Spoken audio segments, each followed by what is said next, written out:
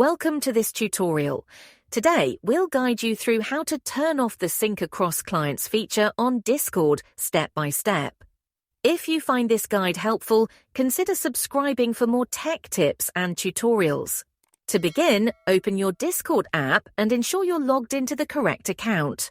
Once in, navigate to the bottom right corner and tap your profile icon to access your account options.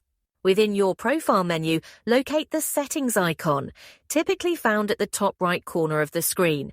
Tap it to open the Settings menu. Scroll down slightly until you see an option labeled Chat and tap on it to proceed.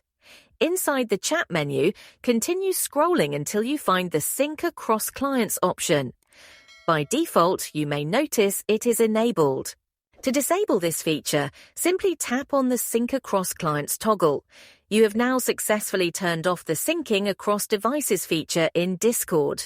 That's all for this tutorial. Thank you for following along. Be sure to check back for more useful guides.